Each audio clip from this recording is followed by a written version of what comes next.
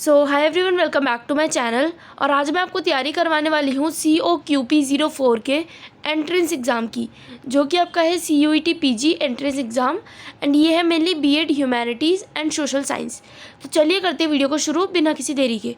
थोड़ी सी अगर मेरी आवाज़ भारी या कुछ लगे तो वो बिकॉज मेरे को थोड़ा सा कोल्ड है इसलिए। So let's begin with the video now. Question है first, which of the following is not a social science discipline. तो आपको बताना है कि इसमें से कौन सा जो एक सोशल साइंस डिसिप्लिन नहीं है। सो आपका पास ऑप्शन है 4, sociology, psychology, mathematics and anthropology. So इसका आपको आंसर जो है वो अगर आपको पता है तो आप सोच लो दिमाग में, एंड 5 सेकेंड्स में मैं आपको आंसर बता देती हूँ।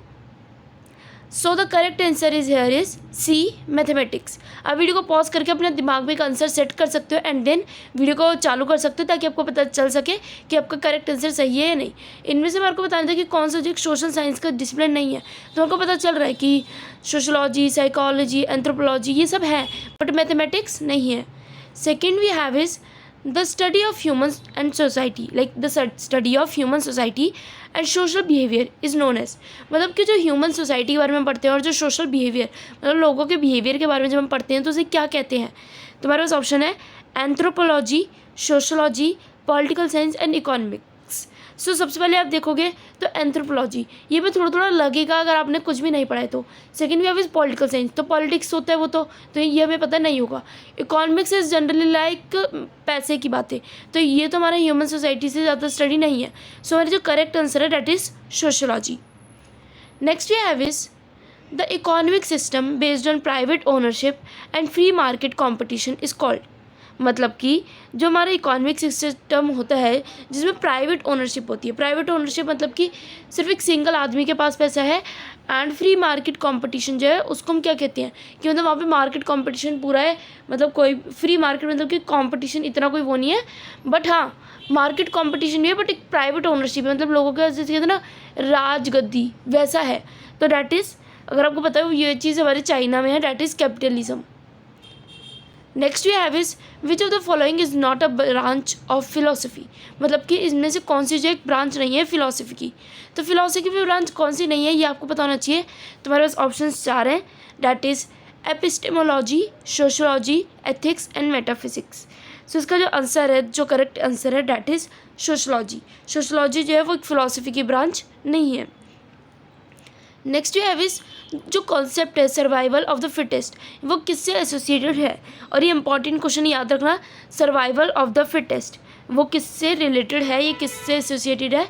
डैट इज़ मतलब ऑप्शंस में आपको बता देती हूँ, Charles Darwin, Isaac Newton, Sigmund Freud and Albert Einstein. So ये आंसर जो इसका करेक्ट आंसर है डैट इज़ चार्ल्स डार्विन। और याद रखना जो सिगमुंड फ्रॉइड है वो बहुत इंपॉर्टेंट है आपके पेपर पॉइंट ऑफ व्यू से, उनके बारे में बहुत क्वेश्चंस पूछते हैं। विच of the following is a primary source of historical information. मतलब हमारे को जो पुरानी इन्फॉर्मेशन ढूंढनी होती है उसके लिए हमारे को जो है सबसे ईजी तरीका हमारा कौन सा है। So first is diary and, मतलब यहाँ पे ऑप्शन है newspaper article, text book, diary entry and encyclopedia. तो देखो अब न्यूज़पेपर आर्टिकल वगैरह ये जो है, टेक्स्ट बुक जो है या फिर एनसाइक्लोपीडिया जो है वो किसी ने लिखी है, बट डायरी एंट्री वो लिखता है जो बता रहा है। मतलब कि अगर मैंने डायरी एंट्री लिखी है तो मेरे बारे में आपको पता चल जाएगा, बट मैंने अगर न्यूज़पेपर लिखा है इसका मतलब ये तो नहीं है ना आपको मेरे बारे में उसमें पता चल पाएगा, क्योंकि मैं न्यूज़पेपर में अपने बारे में तो नहीं लिखूँगी। Next we have is which of the following is not a method of data collection in social science research. तो इनमें से कौन सा जो है डाटा कलेक्शन में जो वो वर्क नहीं करता। तो ऑप्शन हमारे पास है सर्वे, एक्सपेरिमेंट, ऑब्जर्वेशन, डिडक्शन। तो हमारे पास 4 ऑप्शन है, हमारे को बताने में से कौन सा जो है वो डाटा कलेक्शन में वर्क नहीं करता। देखो डाटा कलेक्शन में आप क्या करोगे, सर्वे तो करोगे, लोगों को ऑब्जर्व भी करोगे, एक्सपेरिमेंट भी करोगे, बट डिडक्शन तो नहीं करनी आपको। तो वो होता है आपका एक मतलब आंसर डिडक्शन, ये मतलब ऑप्शन में नहीं होगा हमारे डाटा कलेक्शन के।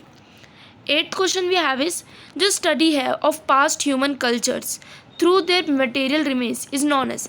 मतलब कि अगर आपके पास कोई मटेरियल मिला, आपको कोई स्टोन मिला है जिसमें बहुत बड़ी मतलब कुछ लेटर वगैरह लिखा है, तो वो मतलब उसका उन मटेरियल को हम क्या कहते हैं। तो हमारे पास 4 ऑप्शन है, that is archaeology, anthropology, history and linguistics.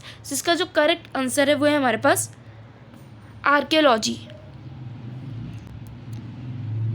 Who is considered the founder of psychoanalysis. जो फादर है कौन कराते हैं साइको एनालिसिस के। तो ये आपको बताना है। तो जो फादर हैं, मतलब फादर नहीं कहेंगे वैसे, फाउंडर, हाँ, वो is consider as the founder of psychoanalysis. हमारे पास ऑप्शन है Sigmund Freud, Carl Jung and Ivan and BF। तो हमारा इसका करेक्ट आंसर है Sigmund Freud. Next we have is जो टर्म है कल्चरल रिलेटिविज्म, मतलब कि एक रिलेटिव वाला वर्ड जो है कल्चरल रिलेटिविज्म रेफर्स टू। तो कल्चरल रिलेटिविज्म जो है रेफ़र किसको करता है? फर्स्ट ऑप्शन है हमारे पास judging other cultures based on one's own cultural standards, मतलब दूसरे के कल्चर को जो है हमारे को जज करे। जैसे हम करते हैं ना, कई बार जो हिंदू होते हैं वो मुस्लिम के कल्चर को जज करते हैं, अरे यार ये तो मार पीट वाले होते हैं, मार काट करते हैं, ये सब चीज़ें। Next have is the believe in the superiority of one's own culture. कई बार हम कहते हैं कि हमारी कल्चर सबसे इंपॉर्टेंट है, हमारी कल्चर सबसे बड़ा है, दूसरे का कल्चर कुछ भी नहीं है उसके आगे। C is understanding other cultures within their own context, मतलब कि दूसरे के कल्चर को समझना अपने कल्चर के हिसाब से। और चौथा है the process of cultural assimilation. So हमारा जो इसमें करेक्ट आंसर होगा कि कल्चर रिलेटिविटिज्म किसे कहते हैं, मतलब कि कल्चर को हमें रिलेट करना, रिलेट मतलब कि सिमिलैरिटीज़ ढूंढना। तो that is option C, understanding other cultures within their own context. Next we have is 11th question, that is जो कॉन्सेप्ट है क्लास स्ट्रगल का वो किससे एसोसिएटेड है? फर्स्ट है Karl Marx, Edwin Smith, John Locke and Jean Jacques Rousseau. तो एक चीज़ याद रखना, जो इसमें लास्ट ऑप्शन है जीन जेकस वाला, वो याद रखना, इनके ऊपर बहुत सारे क्वेश्चंस पूछे जाते हैं, जैसे कि सिगमंड फ्रूड है वैसे ये भी है। सो जो कॉन्सेप्ट है क्लास स्ट्रगल का वो किससे एसोसिएटेड है? सो ये तो सभी को पता होगा, दैट इज़ कार्ल मार्क्स। और ये याद रखना, ये इंपॉर्टेंट क्वेश्चन होता है, ईजी क्वेश्चन में से भी होता है, तो इस बार पेपर ईजी नहीं बन रहा है। अगर किसी ने भी अपना BEd के पुराने पेपर दिए होंगे आप लोगों ने, तो पेपर ईजी तो नहीं बन रहे हैं। BEd का I think COQP 03 was quite easy, 05 वाला भी इजी था, बट कोई इतना इजी नहीं था कि नहीं एकदम फाड़ू पेपर जाएगा, या फिर अगर इजी भी है तो और बच्चे भी आपको कंपटीशन देने के लिए बैठे हैं। नेक्स्ट वी हैव इज जो स्टडी है of the distribution and consumption of goods and services is known as, तो उसे हम क्या कहते हैं? तो डैट इज इकोनॉमिक्स। वीडियो को मैं इसी के साथ यहीं एंड कर रही हूँ, बिकॉज अभी खांसी ज़्यादा हो रही है मुझे, बाकी की हम अगले वीडियो में कवर करेंगे। स्टे सेफ, वीडियो को लाइक ज़रूर कर देना and thanks for watching, bye bye.